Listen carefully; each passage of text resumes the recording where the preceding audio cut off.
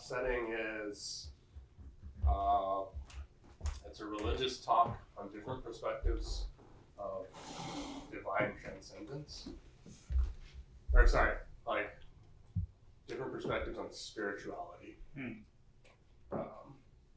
So I was invited to give a Christian perspective on spirituality,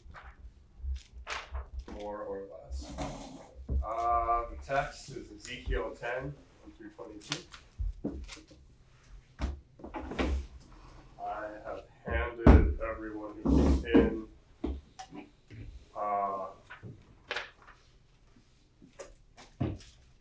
unusually, I've handed them chapters 8 through 11. And so they have all of that in front of them on some sort of sheet. Okay. Well, good evening, everyone. My name is Theo. I am a pastor in the Chicago area. Very thankful to be invited out to give a Christian perspective on spirituality tonight. If you're here, welcome. Thank you so much for coming. If you are not here because you're interested in religion, thanks for coming anyways. Either you are really bored or I am very good looking. So it's got to be one or the other. Let me start by introducing it like this. One of the leading atheistic figures of our time is Sam Harris. Sam Harris is a neuropsychologist who is brashly, vitriolically atheistic. He believes that religion is a danger, a poison to society. It's the reason why global warming is still a thing. It's the reason why we still have bigoted laws in our government. It's the reason why so many politicians, as they go up to present their policies, bring a Bible with them up to their platforms. It's because of religion that so much of our world is messed up, according to Mr. Sam Harris here. And although I obviously, as a Christian, can't agree with everything that Dr. Harris has to say, in many ways, I have to admit he's probably more right than I'd like to admit. There are a lot of things in our world today that are wrong, messed up, unjust, because of the way religious leaders, religious institutions have handled things. A lot of things may be better if certain religious factions would just get out of the way. There's really no way to deny that. But what I find interesting about Dr. Sam Harris is that in spite of all of his disdain for institutional religion, he still believes that all human beings have a need for spirituality. One of the books he's written is called Waking Up, A Guide to Spirituality Without Religion. Now, what he means by spirituality is obviously a little different than what I think it is. But nevertheless, the point still stands. Even an atheist believes that human beings need to touch transcendence. Yeah. I want to propose a thought experiment to you, just for a moment. What if the reason institutional religion sprang up in the first place is because there actually is a God? What if all those feelings that we have, this need and longing for a purpose, this need and desire for forgiveness, this need to know where I came from, who I am, and where I'm going in life, isn't some sort of byproduct of evolution? What if it's because you're actually made to know God? You're actually wired to be in touch with the divine. If that's true, then isn't the obvious question, why aren't we with God now? And how do we get to him? The text I put in front of you today is one of the most bizarre texts I've ever seen in the Bible. To be real. But when we sit in the images, let it sink into us. I think we're going to find that this helps us explain, gives words to some of the existential isolation that we all feel. Why are we separated from the Lord? And how can we get back to it? Before we begin, let me read the text in full. I've given you 4 chapters. I'm only going to read chapter 10. Starting at the beginning, chapter 10. Then I looked, and behold, on the expanse that was over the heads of the cherubim, there appeared above them something like a sapphire in appearance, like a throne. And he said to the man clothed in linen, "Go in among the whirling wheels underneath the cherubim. Fill your hands with burning coals from between the cherubim, and scatter them over the city." And he went in before my eyes. Now the cherubim were standing on the south side of the house when the man went in. A cloud filled the inner court, and the glory of the Lord went up from the cherub to the threshold of the house, and the house was filled with a cloud, and the court was filled with the brightness of the glory of the Lord. And the sound of the wings of the cherubim was heard, as far as the outer court, like the voice of God Almighty when he speaks. And when he commanded the man clothed in linen, "Take fire between the whirling wheels from between the cherubim," he went in and stood beside a wheel. And a cherub stretched out his hand from between the cherubim to the fire that was between the cherubim, and took some of it, and put it into the hands of the man clothed in linen, who took it and went out. The cherubim appeared to have the form of a human hand under their wings. And I looked, and behold, there were 4 wheels beside the cherubim, one beside each cherub, and the appearance of the wheels was like sparkling beryl. And as for their appearance, the 4 had the same likeness, as if a wheel were within a wheel. When they went into any of their 4 directions, without turning as they went. But in whatever direction the front wheel faced, the others followed, without turning as they went. And their whole body, their rims and their spokes, their wings, and the wheels were full of eyes all around, the wheels that the 4 of them had. As for the wheels, they were called in my hearing the whirling wheels. And everyone had 4 faces. The first face was the face of the cherub, the second of a human face, the third face of a lion, and the fourth the face of an eagle. And the cherubim mounted up. These were the living creatures that I saw by Chebar Canal. And when the cherubim went, the wheels went beside them. And when the cherubim lifted up their wings to mount up from the earth, the wheels did not turn from beside them. When they stood still, these stood still. And when these mounted up with them, for the spirit of the living creatures was in them. Then the glory of the Lord went out from the threshold of the house, and stood over the cherubim. And the cherubim lifted up their wings, and mounted up from the earth before my eyes as they went out, with the wheels beside them. And they stood at the entrance of the east gate of the house of the Lord, and the glory of the Lord, the God of Israel, was over them. These were the living creatures that I saw underneath the God of Israel by Chebar Canal, and I knew that they were cherubim. Each had 4 faces, and each 4 wings, and underneath their wings the likeness of human hands. And as for the likeness of their faces, they were the same faces whose appearance I had seen by the Chebar Canal. Each one of them went straight forward. The technical term in biblical scholarship for text like this is straight up whack.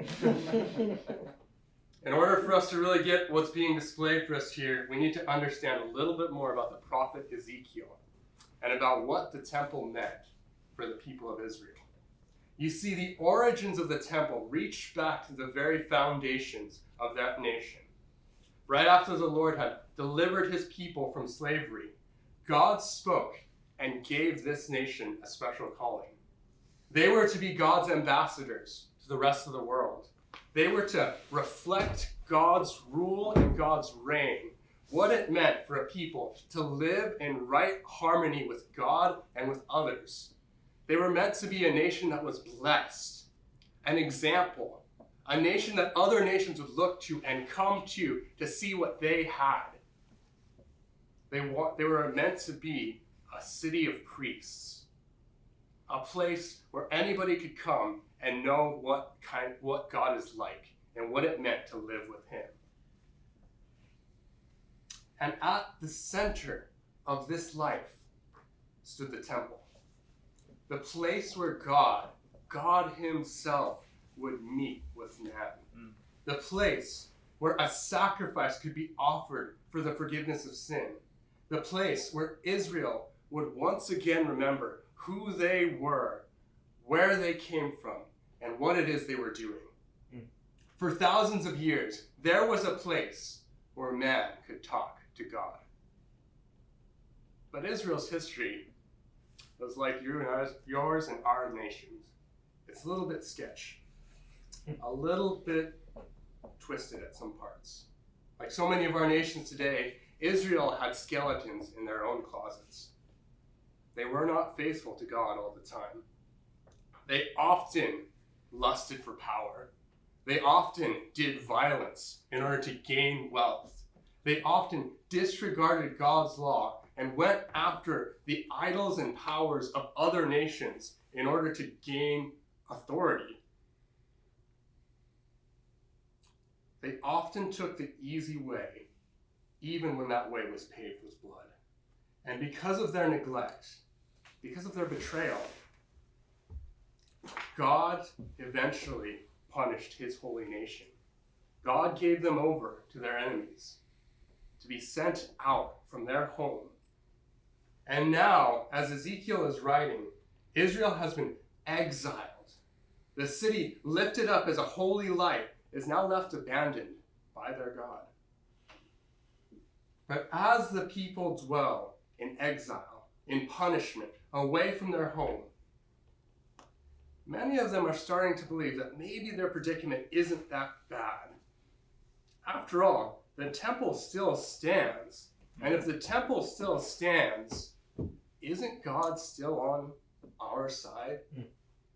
Sure, he might be upset for a little bit, but he sees the big picture of things, right? He knows that our issues as a nation aren't really that big of an issue, that comparatively, we're not really that bad, right?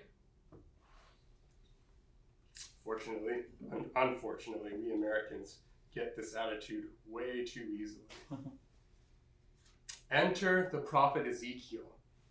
Ezekiel was a man who had been taken into exile alongside his other fellow Israelites. And while he was among them, among the chief elders there, in a foreign nation, the Lord begins to get his attention. The Lord, it says in chapter 8, snatches Ezekiel up by his hair and lifts him up into that heavenly vision, where he is able to see Jerusalem.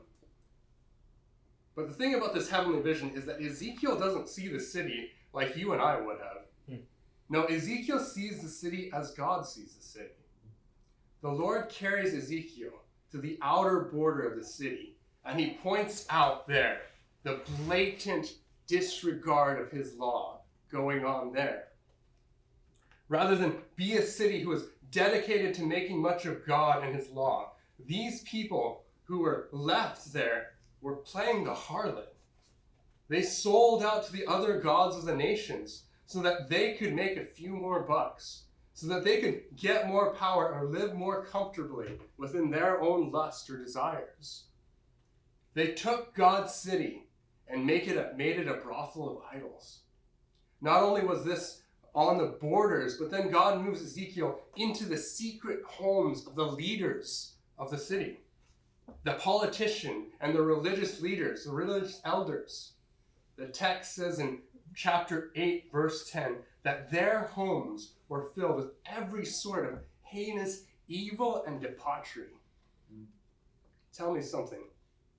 Does it matter when your leaders do things that are evil in their private homes?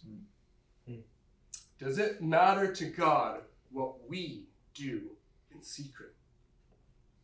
The Lord asks Ezekiel, Son of man, have you seen what the elders of Israel are doing in the dark? Scene after scene, the Lord brings Ezekiel again and again to every part of Jerusalem. And the verdict is clear. There's not just a little evil. They're not just have a little bit of mistakes and hiccups. They're not just mere humans trying to find their way along. They're guilty, 100%. And they deserve everything that God had coming to them. And then God brings them into his temple. Now surely this place, the center of their worship, the place where God was to meet with man, was still kept holy. right, was still kept sacred. But look with me at what Ezekiel says in chapter 8, verse 16 and 7. And he brought me into the inner court of the house of the Lord. And behold, at the entrance of the temple of the Lord, between the porch and the altar, were about 25 men with their backs to the temple of the Lord and their faces toward the east, worshiping the sun towards the east. Idolatry, even in the house of God. Then he said to me, have you seen this, O son of man? Is it too light a thing for the house of Judah to commit abominations that they still commit here, that they should fill the land with violence and provoke me to still further anger? Whatever you want to say, God was not on their side. Ezekiel 10 tells a story of what God is going to do to his temple. And as I said, this vision is weird. But if you want to skip the general outlines of what's going on here, in this vision, you see a giant, shining chariot. Well, this chariot was not carried by horses. No, they were carried by angels. And by the way, these angels are not your grandma's Hallmark angels here. No. You see, they have 6 wings and 4 heads. And over all their wings and heads, and over all the wheels that they stand on top of, are eyes all around. And on top of their heads stands a platform with a throne on it.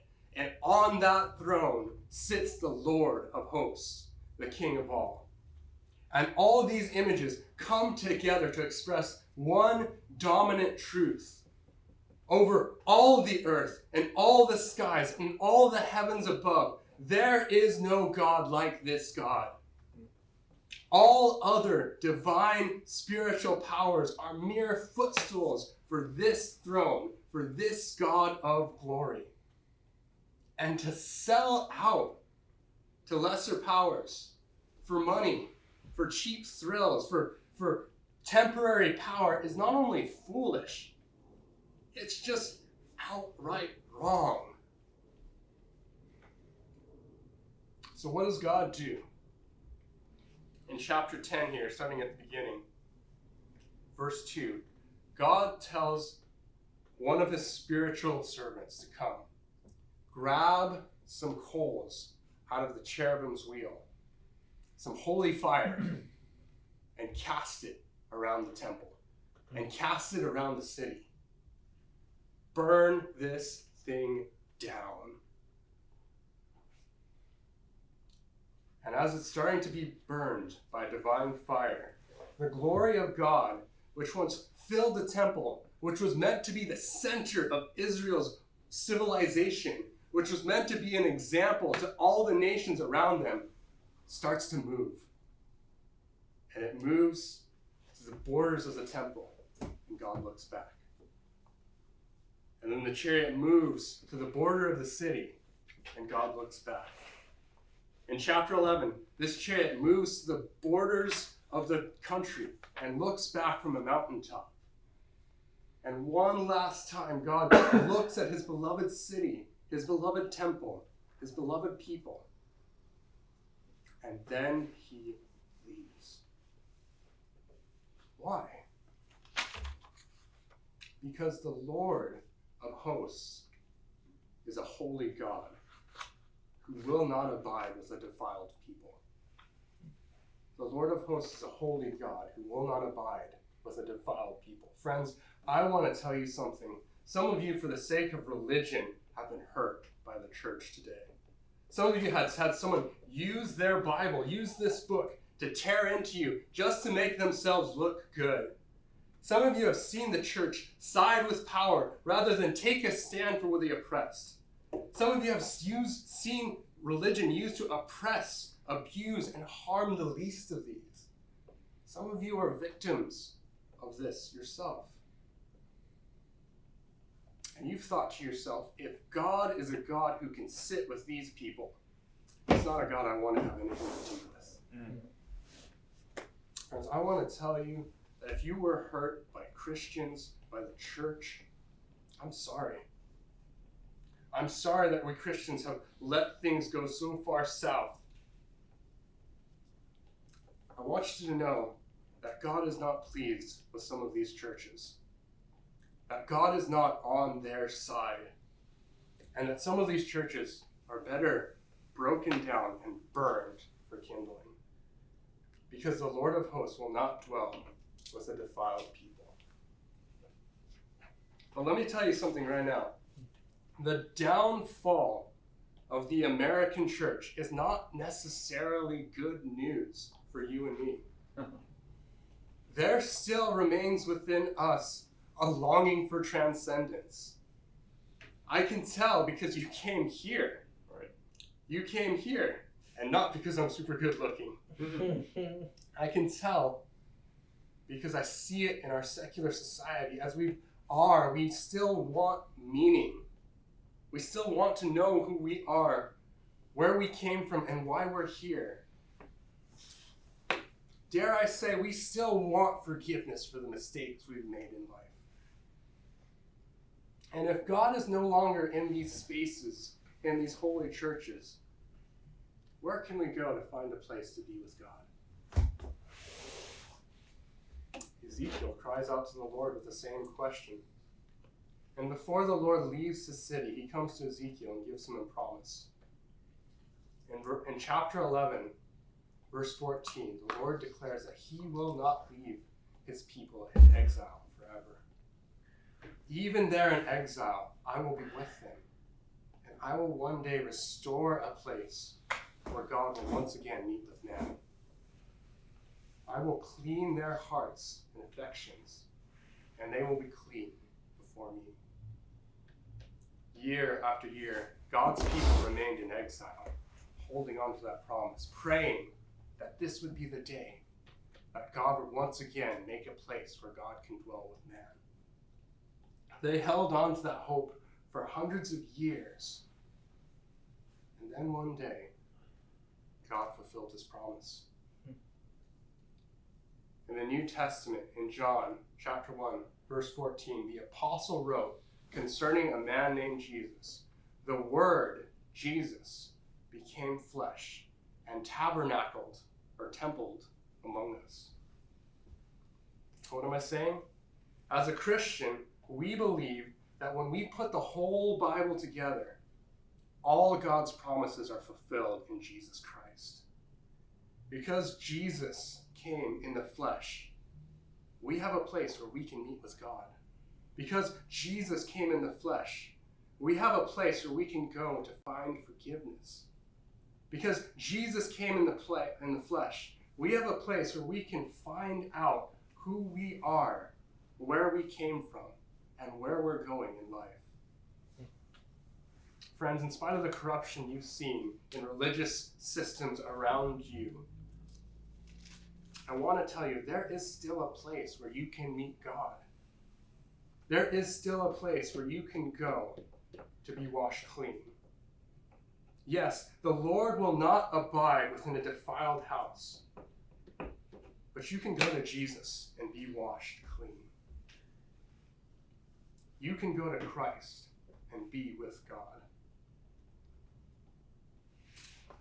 Some of this might sound weird. Some of this might sound ethereal. I get it. Ezekiel's a weird book. Come talk to me. I'm not too busy to talk with you about this. I want you to know God. I want you to know where you can find him. Because when we look closely at Ezekiel 10, we also find a subtle warning here for you and me. If God really is the God of all the earth, where do you think he's going to throw his holy fire next? I want you to find safety. I want you to come to Jesus.